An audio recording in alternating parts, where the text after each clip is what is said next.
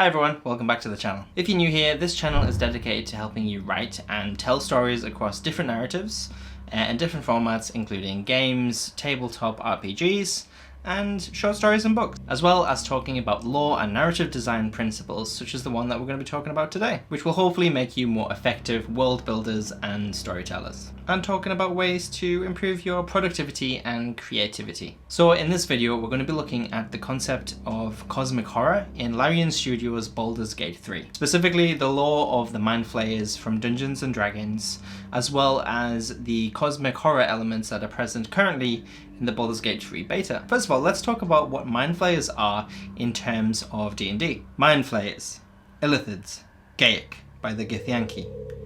Alien aberrations that rule over the minds of lesser beings, ancient, advanced, and cruel.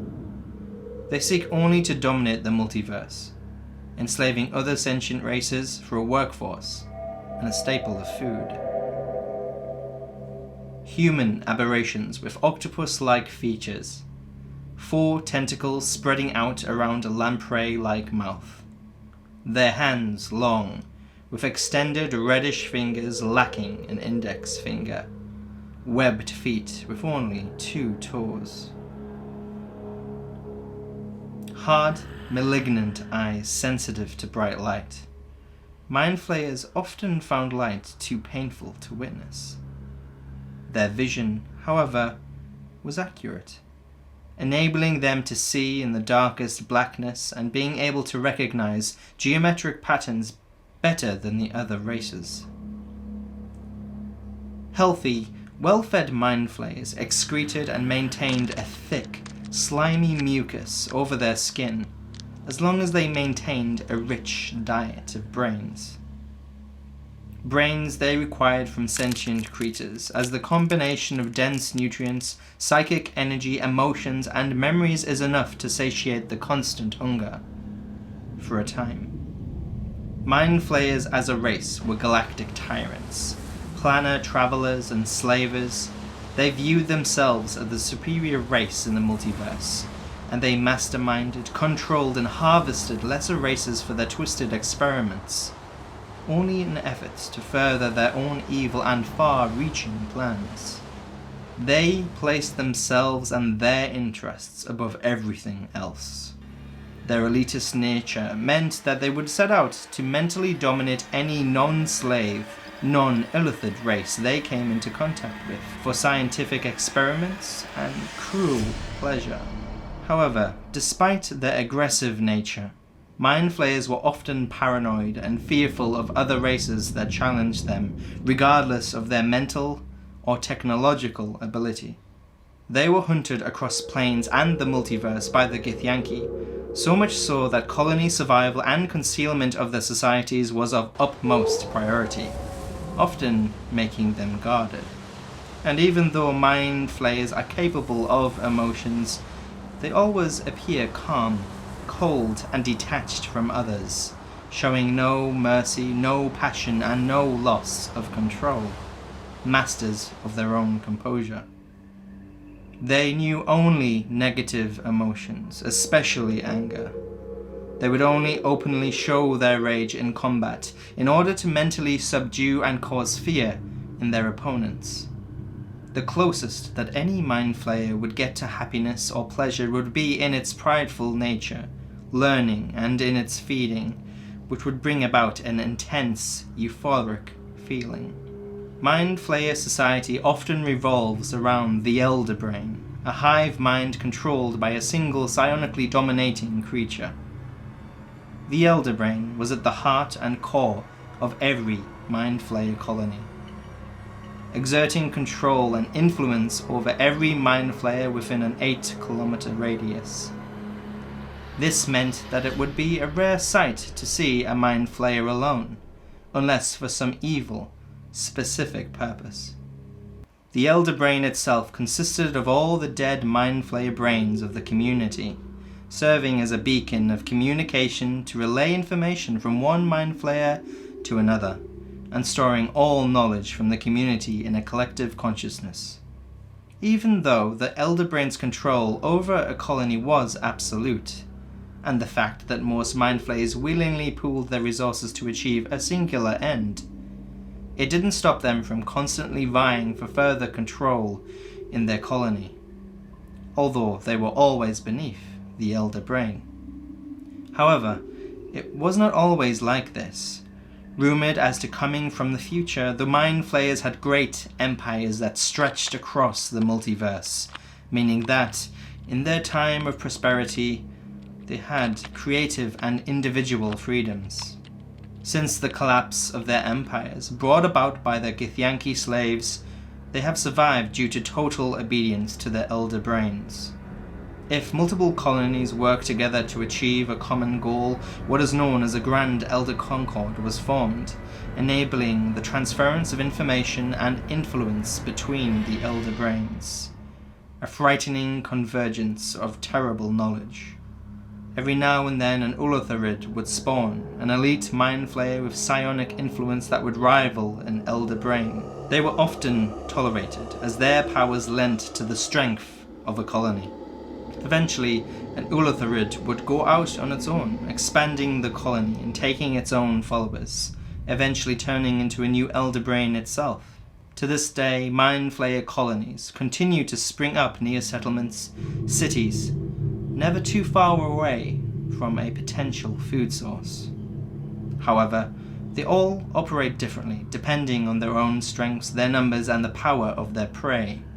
Some take more subtle, manipulative actions. Others act out in open conflict in order to dominate quickly. Whatever the method, they are formidable, terrifying creatures that should never be underestimated.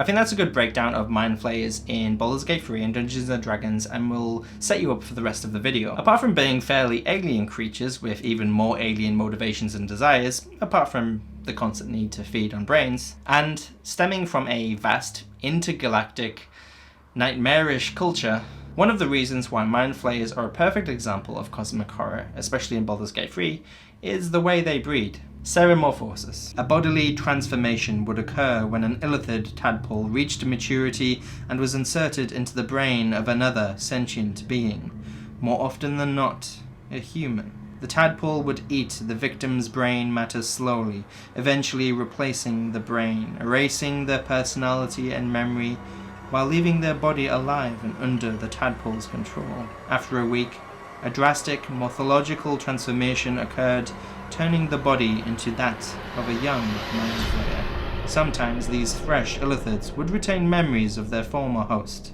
but these were entirely vestigial, never affecting the personality of the mind flayer to a strong degree. And the reason why I think this is a great example of cosmic horror is threefold. Number one, we know eventually that our character and that of our companions and potentially other NPCs will turn into mind flayers, ultimately die if they cannot find aid to somehow retrieve their tadpole. 2, the tadpole seems to be special in some way, and that'll be in a future video, meaning that it doesn't typically follow the standard time frame of a week. And 3, the tadpole seems to transfer special psionic gifts and other stranger powers, again, different video, to the host. To tackle the first point, it creates a sense of urgency in the story. The urgency drives the story forward, being a powerful motivator for character interactions and choice and consequence. The conflict that this urgency will bring will definitely be a great example of narrative design. It'll make you more invested in your characters because of this urgency. And urgency and conflict tend to be the pillars upon which character progression occurs. And character progression is one of the most important things that you can have in an RPG such as this, especially when they are challenged and there's a clear motivation to want to continue the story. This helps to engage the audience further, and it throws the players in the driving seat, because the actions that they take will ultimately save their characters. And there's no clearer goal than clearing out a brain-eating parasite that's going to kill you. Secondly, because the tadpole seems to be strange, not of the usual illithid tadpole regime, a normal standard illithid would definitely eat the brain within a few hours and then replace the body within a week. It lends itself to the cosmic horror concept of fear of the unknown. Because the audience, the player, doesn't know the time frame upon which the tadpole will eventually kill and replace the player, or the other characters, it intensifies this urgency, as well as giving this unknowable, unquantifiable factor that the player and the other characters need to worry about. However, this could have been done to work within the mechanics of the game, such as the short rests and long rests, just to enable the player to be able to continue pushing forward in the narrative. However, I do hope that this unknown factor will have some sort of narrative significance that will affect the story throughout the journey, and hopefully it will further develop as the game comes out of beta too. Thirdly, as the tadpole gives the characters, the player, a degree of psychic ability as well as stranger powers, it begs the narrative question, why? You know, why is this occurring? And how will using that power affect the narrative? If the player chooses to use these psychic gifts and these strange powers, what will be the consequence of that action? Will it further doom the character?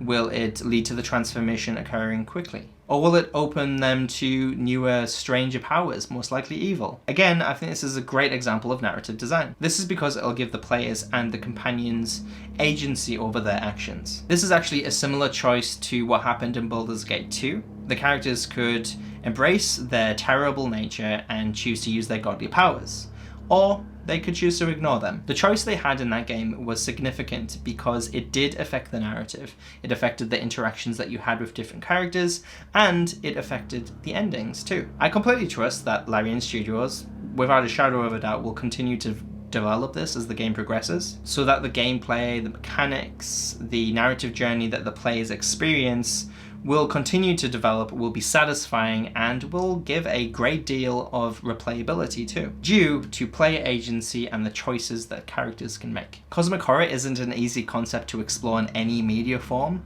you know, books, games, TVs, especially movies for some reason. And I do see Baldur's Gate 3 going in the right direction, and it really makes me excited to play it even more. If you'd like to learn more about cosmic horror, I have made a few videos on that. The links may be flying around here somewhere. Or if you would just like to get some more writing advice, world building, or just storytelling in general, check out my other videos, as well as a storytelling playlist linked above and below too. I hope you liked the class/video today, and I hope that these videos on Dungeons & Dragons, Baldur's Gate 3, and RPGs in general help you, because I really think that these are great tools for you to use as a writer, as a storyteller. It doesn't matter what kind of stories that you're telling, I think they can definitely help you improve the ideas or the conception of ideas, as well as inspire yourself to write and motivate you to write more. And also, please like this video, share it if you think somebody would find it interesting, entertaining, or they'll learn something new. And don't forget to subscribe so you don't miss out on any future videos.